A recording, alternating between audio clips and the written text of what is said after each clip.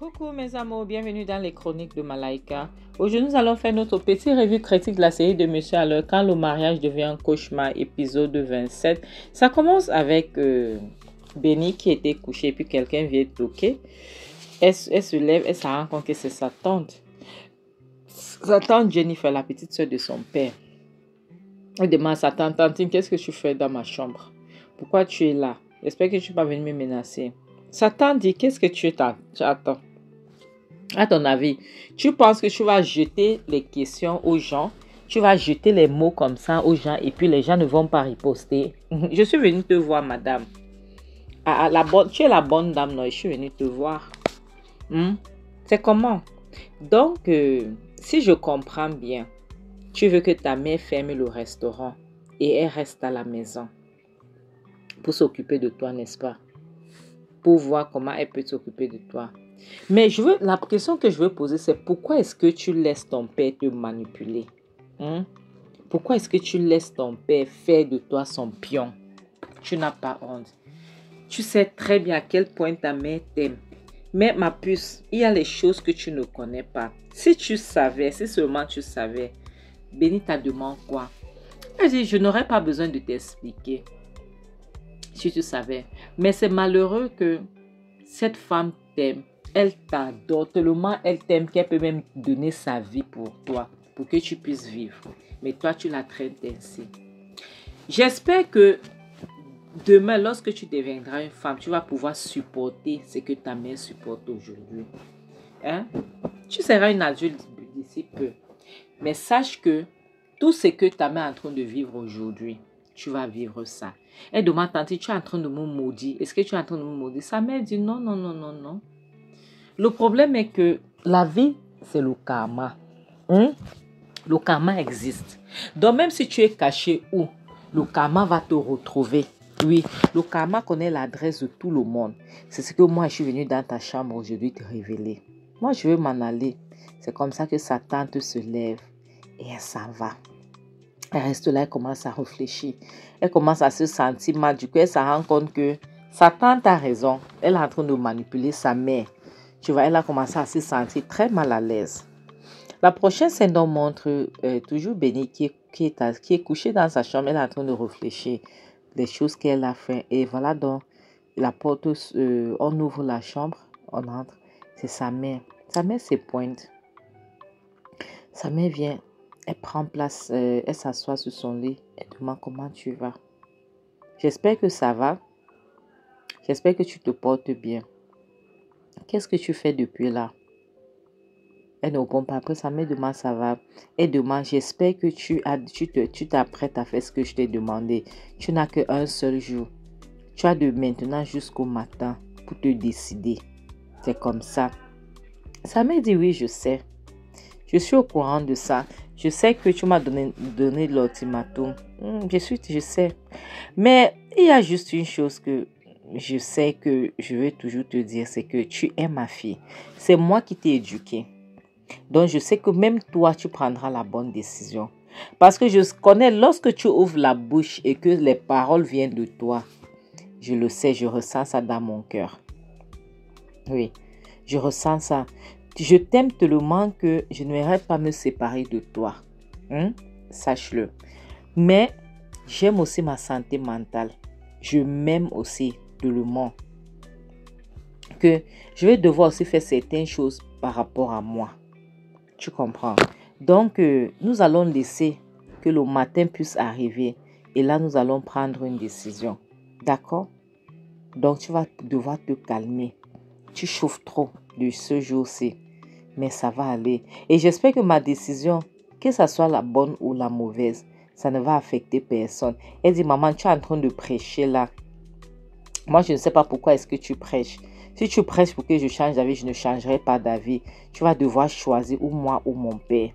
Ok? Sa mère dit oui, je sais, t'inquiète, je ne prêche pas. Je suis juste venue voir comment tu allais. Ok? Je suis venue juste jeter un coup d'œil sur toi, c'est tout. Si tu vas bien, ça va, c'est tout. Ok? Ne t'inquiète pas. Ne sois pas pressé. Demain n'est pas si loin. Demain viendra. Et nous allons prendre cette décision. D'accord? Donc ne t'inquiète pas. Restez-y. Prends soin de toi. Et je prie seulement que ma décision puisse bien être accueillie. Sa mère donc sort de la chambre.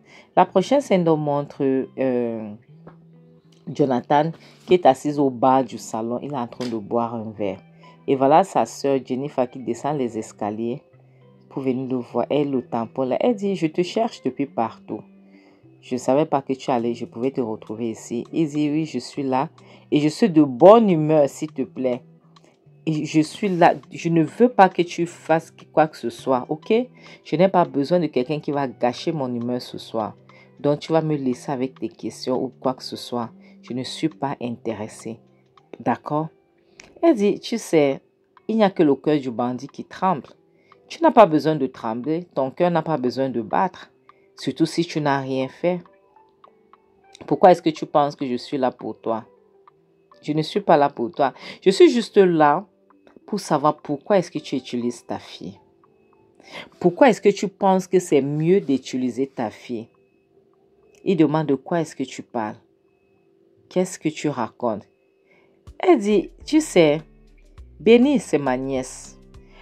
Je connais Béni. Béni choisit ses mots. Elle compte ses mots avant de parler. Mais lorsque Béni a ouvert sa bouche tout à l'heure, je t'ai entendu parler. Ce sont tes paroles qui sont sorties. C'est toi qui parles à travers elle. Oui. Tu peux bel et bien refuser. Grand frère, je te connais. Et je connais ma nièce. Oui, je vous connais. Lorsque tu parles, je sais. Lorsque c'est Béni qui parle, je sais. Mais tu vois, aujourd'hui, c'est Béni. Maintenant, ce que je veux comprendre, c'est pourquoi est-ce que tu vas monter une fille contre sa mère. Tu sais, c'est à cause des hommes comme toi qu'aujourd'hui, les femmes ont décidé de ne plus supporter le mariage. Que les femmes ont décidé de dire qu'on ne peut plus supporter comme au temps de nos mères. Que nos mères supportaient. Elle dit il y avait les mamans que elles supportaient jusqu'à leurs enfants ne pouvaient pas être au courant. Il y avait d'autres qui n'en pouvaient plus. Il y avait d'autres qui ont eu les maladies incurables. Il y a même d'autres qui ont paillé avant le temps. Quoi? Pourquoi? À cause des hommes comme toi. Parce que tu vois un homme, il va passer son temps à monter ses enfants contre son épouse. Pour rien. Juste parce qu'il veut contrôler tout. Au lieu que toi, tu puisses aider ta femme, tu es en train de la critiquer. Et demande qu'est-ce que tu essaies de dire, tu veux pas la dire. Et parle dans un langage que je puisse te comprendre. Parce que moi, je ne comprends rien à ce que tu dis là. Je ne comprends pas. Elle dit, elle demande, tu ne comprends pas. Tu es là, tu n'as pas d'argent. Je me souviens lorsque tu voulais épouser Clara. Lorsque tu l'as épousée, tu travaillais tellement dur, tu faisais les sites, tu fais. Donc, c'est dit que tu voulais juste montrer à la société que tu pouvais remplir toutes les conditions qu'il fallait. Tu as épousé Clara, tu travailles dur et tout. Et aujourd'hui, tu n'as pas l'argent. Au lieu de soutenir Clara pour qu'elle puisse travailler dur, tu la soutiens pour que vous travaillez main dans la main. Non, elle devient son ennemi. Elle devient ton problème. Ça devient un problème. Et dit, tu sais quoi, je savais qu'un moment comme ça devait arriver. Donc, je devais travailler dur pour mettre ma fille de mon côté. Et c'est ce que je suis en train de faire, c'est ce que j'ai fait. Clara aime tellement sa fille qu'elle ne va pas la lâcher. Et c'est la même chose, Clara même, elle ne pourra pas. Elle ne veut pas lâcher cette famille. Donc, je vais utiliser ça à mon avantage, que tu le veuilles ou pas, je n'ai rien à foutre. Je dois préserver mon mariage, je dois préserver mon foyer. Donc, s'il faut que j'utilise ma fille contre sa mère, je vais l'utiliser. Un point, un trait. Ce n'est pas facile, ok? Ce n'est pas facile. Tu dois comprendre qu'il y a certains hommes qui doivent avoir le dessus. Oui, c'est comme ça. Une femme ne doit pas avoir la parole. Une femme doit être soumise. Elle doit écouter à son mari. Elle doit écouter tout ce que son mari lui dit. Oui. Donc, si n'importe comment qu'elle va utiliser ma fille, je veux sauf qu'elle l'utilise et rien ne va arriver. Oui, rien ne va arriver. Que tu le veuilles ou pas, tu n'as qu'à prendre ou à refuser. C'est à toi de voir. Sa soeur dit, ah bon. Tu serais choquée parce que j'ai l'impression que tu te dis que parce que Clara t'aime tellement, elle fera tout ce que tu veux. Tu serais choquée de voir que Clara va se choisir. Oui. Clara va se choisir et tu ne pourras rien faire. Parce qu'elle va comprendre qu'elle n'a pas besoin de vous.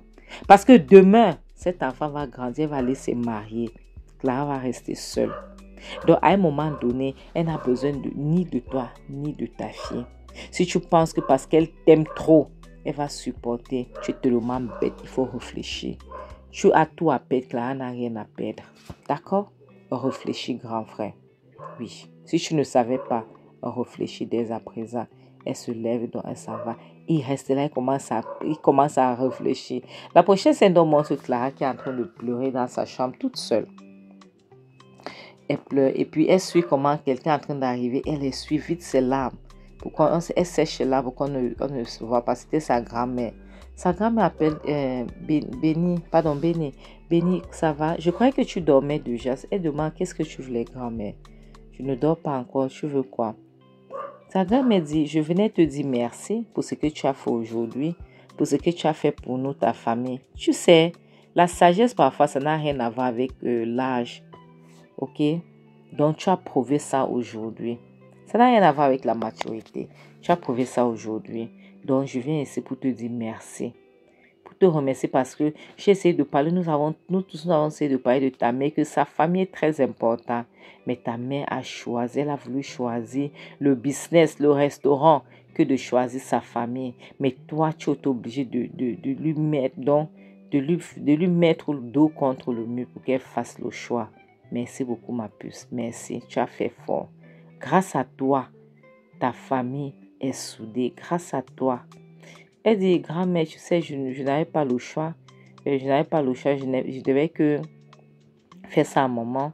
Donc, c'est comme ça. Je n'avais pas le choix. C'est tout ce que je peux dire. Et puis, sa mère dit, non, tu t'es surpassé. Sincèrement. Je ne peux pas te mentir. Tu t'es surpassé. D'accord? Merci beaucoup. Je vais m'en aller maintenant. Je vais aller me coucher. Merci beaucoup. Bonne nuit. Couche-toi. Dors bien. Elle dit merci grand-mère. Sa grand-mère donc sort, elle s'en va et elle reste dans son lit, elle se couche. La prochaine scène donc montre Clara qui est assise, elle est en train de prendre l'air.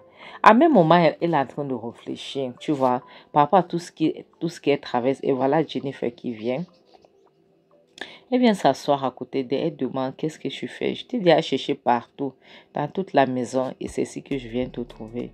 J'espère que tu vas bien. Pourquoi est-ce que tu réfléchis beaucoup comme ça? Qu'est-ce qui se passe? Elle dit, tu sais. Clara dit, tu sais. Je ne savais pas qu'un jour comme ça devait arriver. Jennifer dit, pourquoi? Tu ne dois pas réfléchir. Tu ne dois pas stresser à ça. Ok? Je sais que ce n'est pas facile. Mais, Clara, à un moment donné dans la vie, on doit se mettre en avant. Tu sais, le fait que tu es maman, ça ne veut pas dire que ta vie est finie. Hein? Tu as une vie avant d'être une mère, avant d'être une épouse. Si tu avais les rêves à réaliser, s'il te plaît, fais-le. Pas que lorsque tu seras vieille, que tu n'auras plus la force pour travailler ou pour faire quoi que ce soit, tu vas commencer à regretter que j'aurais dû. Si j'avais su. Clara demande, tu veux que je fasse quoi? Je ne peux pas choisir l'argent et je laisse ma famille. Elle dit non. Qui te demande de choisir l'argent et de laisser ta famille? Mais sache une chose que tu dois savoir aussi, c'est que ta fille a 16 ans. Lorsque tu l'auras choisi, lorsqu'elle sera adulte, elle va se marier après quoi?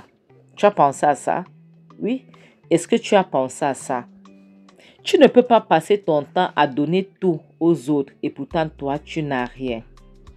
Ok? Tu donnes tout et toi, tu as quoi? Clara, tu as quoi? Tu seras épuisée parce que tu n'auras plus rien à donner, tu n'auras plus rien à offrir. Est-ce que tu as pensé à ça?